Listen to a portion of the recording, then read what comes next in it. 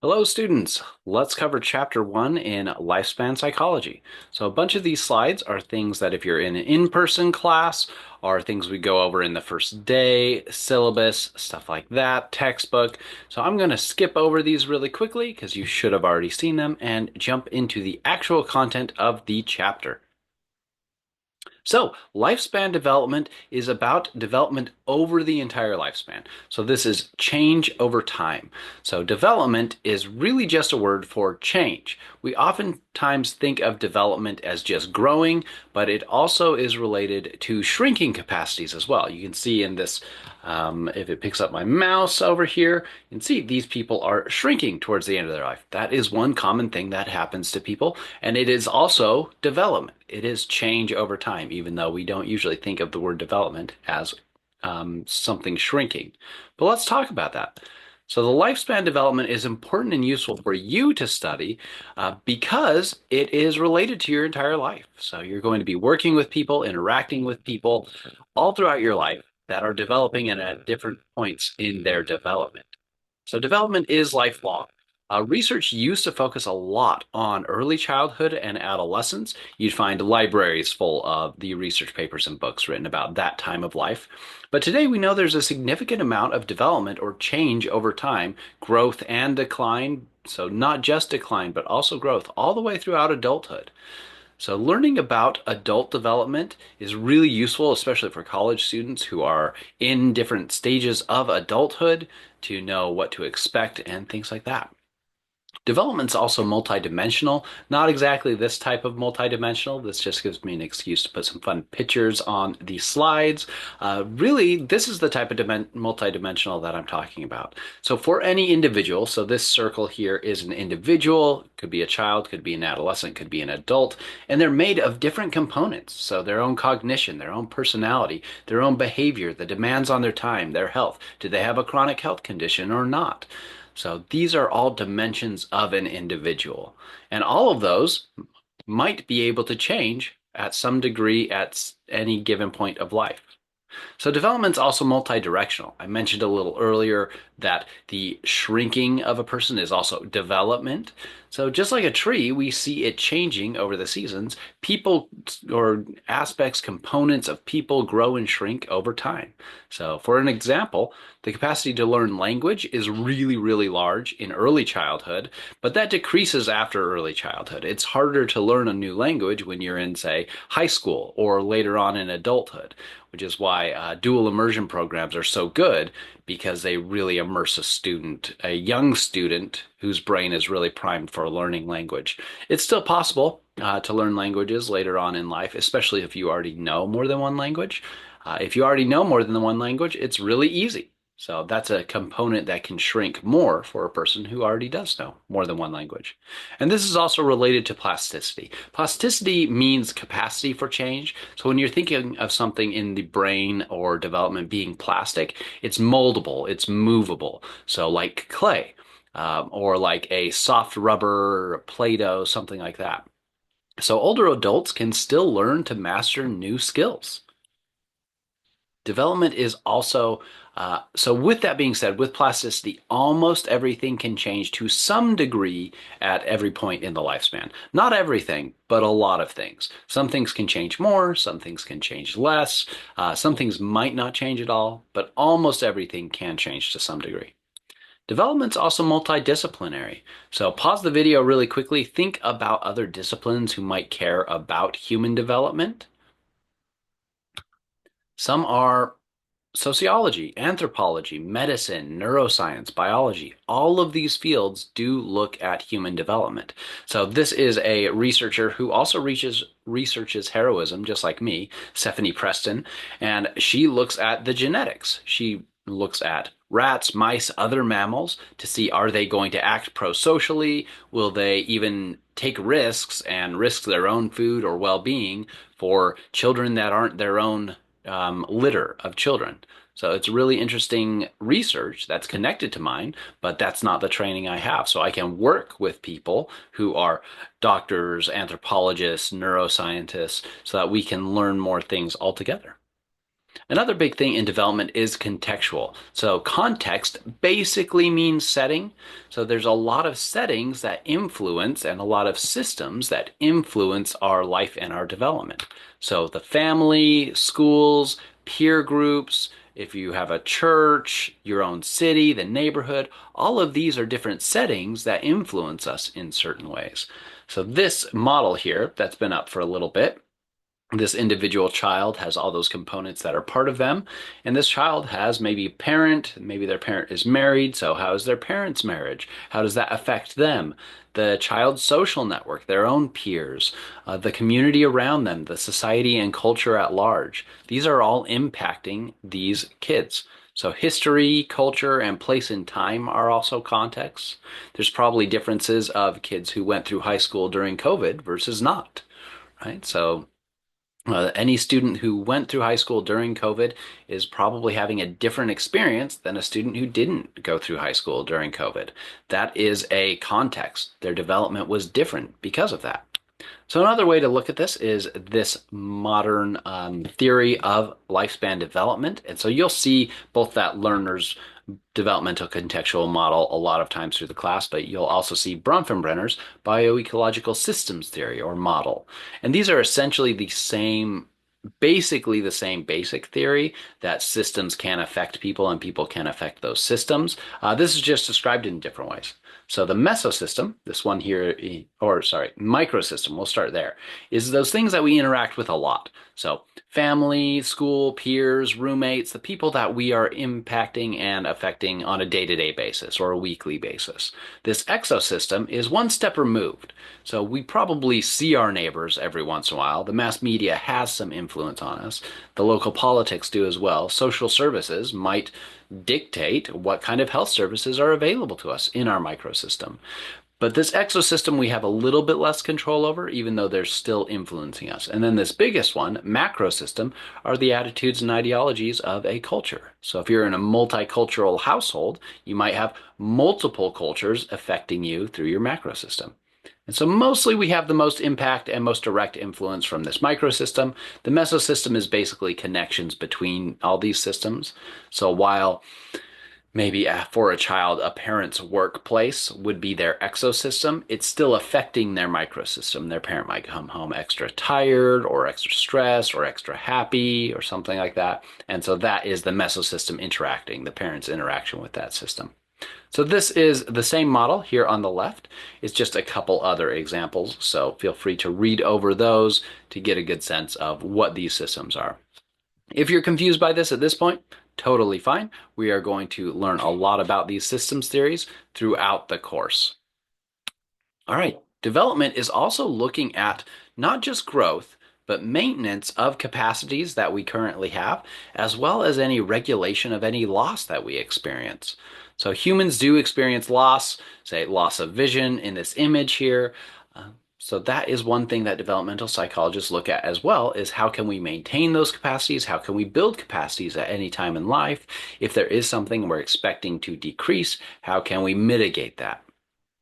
So development is the individual changing over the lifespan due to their biology, their culture, the context they're in. So really development is all the things. And so it's a very broad field. It does influence, or the study of it really does cover the entire lifespan.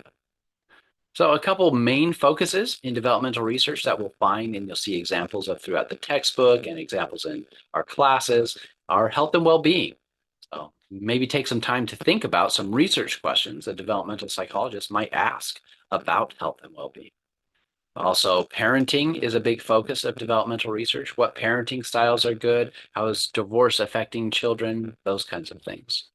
Education is another big area of developmental research, and we'll work with other disciplines like education professionals to figure out what kinds of education work best.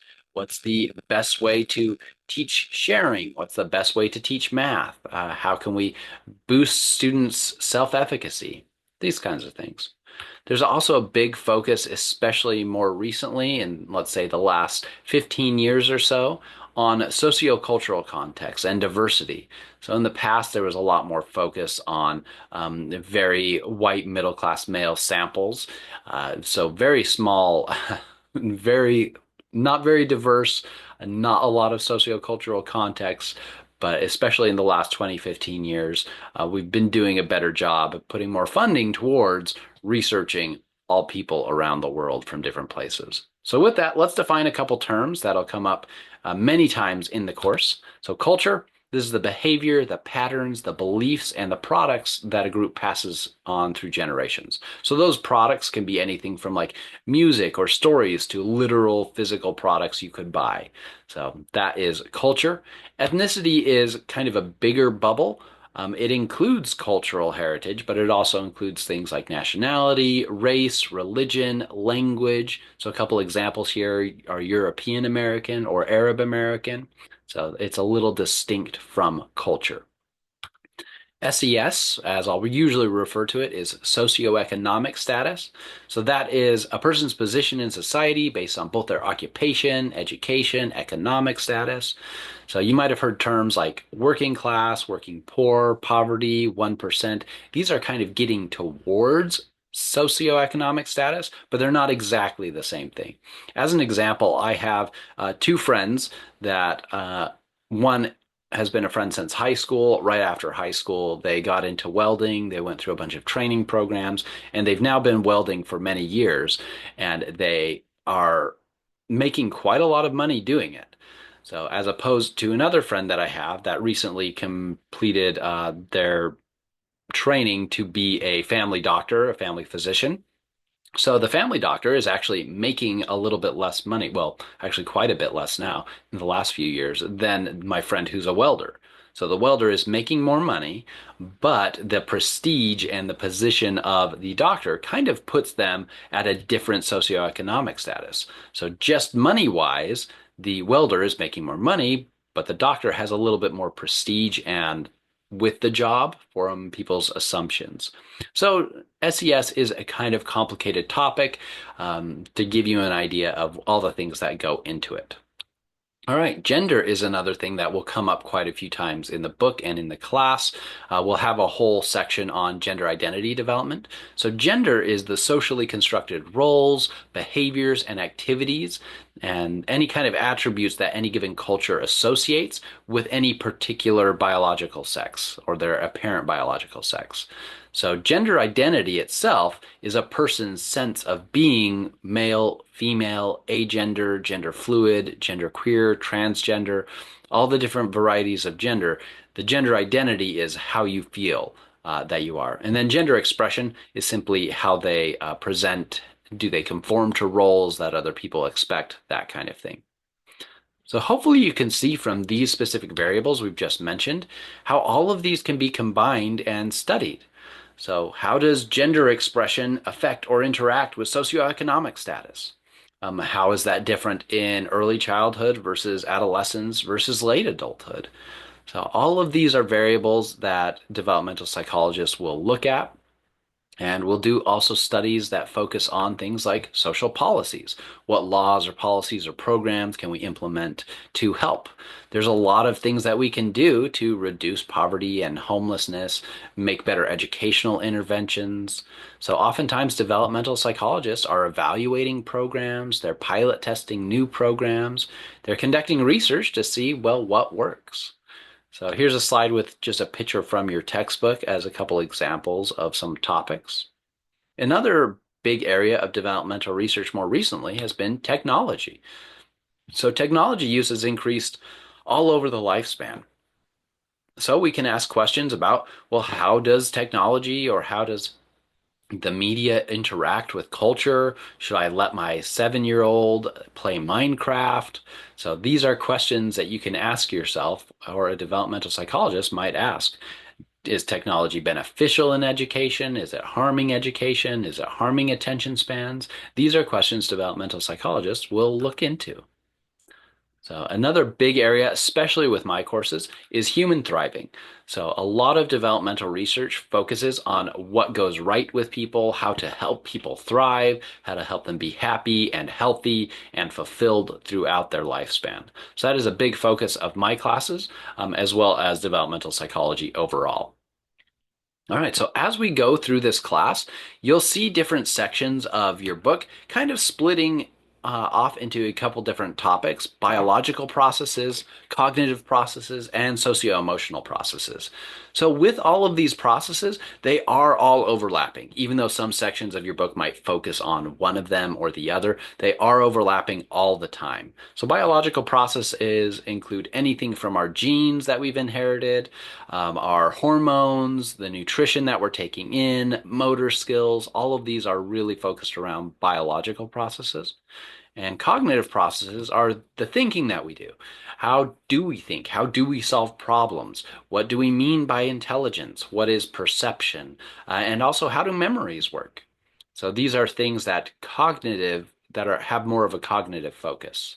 Then socio-emotional processes are those things like emotions, emotional development. So when does anger or empathy appear? How does it change over time? What about personality? What about relationships, which is really simply just how a person relates to others? And then the social context. So while your book will often kind of separate and discuss and kind of focus in on one thing, I do want you to remember all of these are happening at the same time. The biology is affecting the cognition is affecting socio-emotional processes, and they're all affecting one another. So one is not more than another, they're all overlapping and happening at the same time. So we'll see a lot of examples of that through the lifespan. All right, so these are the periods of development. So they'll be mentioned quite a few times, so be good to kind of memorize these phases of life. So the prenatal period, that's before birth. So anytime from conception to birth, that is the prenatal period. Infancy is birth to about 1.5 to 2 years. And then early childhood is about 3 to 5 years. Middle childhoods, about 6 to 11 or 12 years. It depends on the researcher you ask about when adolescence starts. So adolescence starts, depending on who you ask, anywhere from 10 to age 13, and then ends anywhere from, say, 18 to early 20s. So then early adulthood is basically the 20s to the 30s. You might see some researchers stretch that out to 35 as well. So you might see a researcher say early adulthood includes anything from even 18 to 35. Then middle adulthood is 40s through 50s, even up to 60s. And then late adulthood is basically after 60 or 65. So as you can see, there's a lot more or a lot smaller components in this early period of life. A lot more focus in research generally has been done on these time periods, and a lot less in this middle adulthood and late adulthood phase. So there's a lot more than there used to be. There's a bigger focus on adulthood now in developmental research, but there still is a lot more information that we know about these first, say, five periods. So there's other periods that are possible to discuss. One is emerging adulthood. This would fit in somewhere between about 18 to 25. And this is a time of life that's really characterized by identity exploration, feeling still a little unstable, still being pretty focused on the self, and feeling in between. Like you're not quite an adult, but you're not an adolescent. So a lot of you in this class might be in that time of life, well, within those ages. So you can see in this picture here, a person with their PhD still lives with their parents, which honestly, for the cost of PhD programs, isn't a bad idea, but it would definitely contribute to this person feeling in between, like they're not quite an adult and they're not an adolescent, even though they're making pretty adult decisions getting that degree. So that's something that we see in Western countries like the US, Australia, a lot of European countries, but we don't see it everywhere. And so we'll talk about maybe some of the reasons that might be. So that is why it is not included in this general periods of development. Some researchers say we should ignore emerging adulthood and just use early adulthood and adolescence since we don't see this everywhere in the world. But if you're only studying places where this is happening, if that's your focus, well, then knowing that's a phenomenon that might be happening to your participants or the people around that you're studying, that could be useful. All right, so as we go through this class, we'll talk about a variety of developmental issues. So things like nature versus nurture, stability versus change, continuity versus discontinuity. Is early life more important than later life experiences? So this is going to be something that we really focus on all throughout the class. And I have a funny little thing I saw that reminds me of this.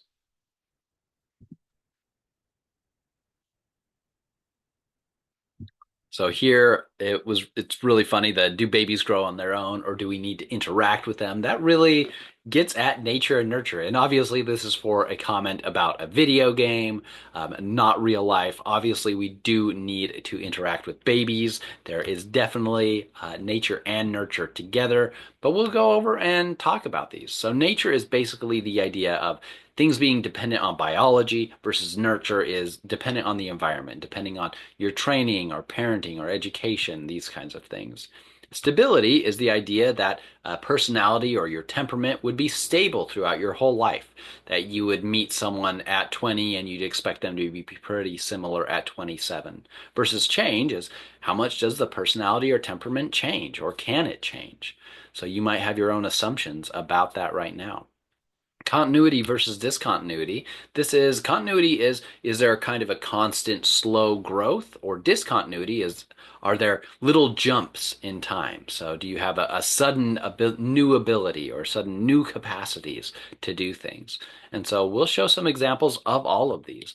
For each of these, nature, nurture, stability, change, continuity, discontinuity, early versus later, the final answer is basically it depends. It depends what's more important. Some things nature is going to be more important, some things nurture is going to be more important, but usually it's some combination of each. So we'll go along throughout the class and see some really good examples of all of those. Right. Here's another example of continuity and discontinuity. Continuous growth is kind of similar to, say, a tree. You see it growing some leaves, it's a little bigger, it still looks very tree-like, versus discontinuity. You've got this larva becoming a ladybug. It has an egg, larva stage, it's got this little cocoon thing, and then becomes a ladybug. These are very distinct, sudden kind of changes. So this is continuity, this is more discontinuity. So both exist, but again, most human development tends to be continuous, but it's not always. So there are aspects of discontinuity in human development that we will talk about. Another good visual model to think about when you're thinking about development and change over time is this developmental cascades model. So this is a good model to think of how people change over time. You can think of it as this Plinko board. If you've ever seen this game played, you're trying to get a good score. And so you drop a ball, it bounces off these pegs. It might bounce all the way to over here, or it might bounce all the way to over here. So the reason this is called developmental cascades is because we might have a variety of things in life that kind of push us to, let's say this is negative outcomes, and this over here on the right is positive outcomes. So you might start with your little water droplet right here, right in the middle between negative and positive. Then maybe something happens, some risk factors. Maybe you lose a parent or you have a traumatic car accident or something like that. Whatever it might be, some of your outcomes might be a little more negative looking. But then you have something positive. So this drop of water might move all the way over here. Some protective factors. So with that, thinking about this waterfall flowing throughout the entire lifespan, our capacities have a range of where they could end up. Both with nature and nurture, we have a wide variety of places we could fall on this developmental cascade.